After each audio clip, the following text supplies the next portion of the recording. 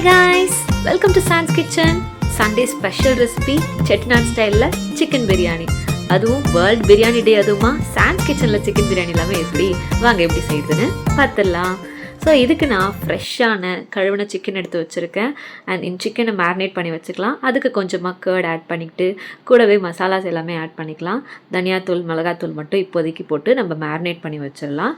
கூடவே இஞ்சி பூண்டு பேஸ்ட்டும் நம்ம ஆட் பண்ணிக்கோங்க. அப்போ தான் இஞ்சி பூண்டோட ஃப்ளேவர் அதில் இறங்கிடும். நல்லா மேரினேட் பண்ணி வச்சுக்கலாம். கூடவே நம்ம ஹோம்மேட் மசாலா ரெடி பண்ணிக்கலாம். செட்டிநாட் ஸ்டைல்னு சொல்லிட்டேன். இப்போ மசாலா எல்லாமே எப்படி, அதுக்கு நான் ஜீரகம், சோம்பு, கல்பாசி, பட்டை, கிராம்பு, பே லீஃப், ஏலக்காய் எல்லாமே எடுத்துருக்கேன். உங்களுக்கு தேவையான மசாலாஸை நீங்கள் எடுத்துக்கலாம். இது நல்லா ரோஸ்ட் பண்ணிவிட்டு கிரைண்ட் பண்ணி எடுத்துக்கோங்க. இது கூடவே ஃப்ரெஷ்ஷாக இருக்க புதினாவும் எடுத்துக்கிட்டேன். அண்டு வெங்காயம், தக்காளி எல்லாமே நீலவாக்கில் அரிஞ்சிக்கோங்க. இஞ்சி பூண்டை கையிலே நல்லா தட்டி எடுத்துக்கோங்க. குக்கிங்க்கு தேவையான மசாலாஸ் எல்லாமே ரெடியாக இருக்குது. ஸோ நம்ம குக்கிங்கை ஸ்டார்ட் பண்ணிடலாம். ஸோ இதுக்கு நான் ப்ரெஷர் குக்கரை கொஞ்சம் நேரம் ஹீட் பண்ணிக்கிட்டு அதில் 3 டேபிள் ஸ்பூன் ஆயில் எடுத்திருக்கேன்.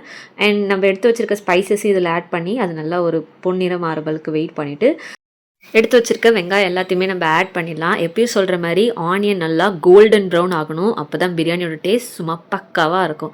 ஸோ இந்த கலர் வந்ததுக்கப்புறமா கூடவே நம்ம சிக்கனையும் நம்ம ஆட் பண்ணிக்கலாம்.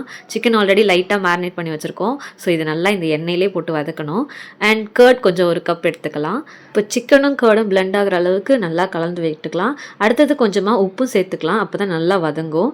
அடுத்ததாக நம்ம எடுத்து வச்சுருக்க ஸ்பைசஸ் எல்லாமே ஆட் பண்ணிக்கலாம். கூடவே 2 ஏலக்காவும் ஆட் பண்ணியிருக்கேன். அண்ட் இந்த மசாலாஸ் எல்லாத்தையுமே ஆட் பண்ணிவிட்டு நல்லா கலந்து விட்டிங்கன்னா ஒரு சூப்பர் கலர் வந்துடும். இது கூடவே நம்ம காரத்துக்கு ஏற்ற மிளகாத்தூளை ஆட் பண்ணிக்கலாம். காஷ்மீரி மிளகாத்தூள் இருந்தால் அது இன்னும் கொஞ்சம் கலர் நல்லாயிருக்கும். அது இருந்தாலும் ஆட் பண்ணிக்கோங்க. அடுத்தது நம்ம தக்காளி போட்டு நல்லா வதக்க வேண்டியதான்.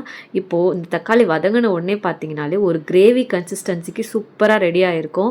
இந்த மாதிரி ஒரு கன்சிஸ்டன்சி வர வரைக்கும் வெயிட் பண்ணிவிட்டு அதுக்கப்புறமா நம்ம சாதம் போடணும்.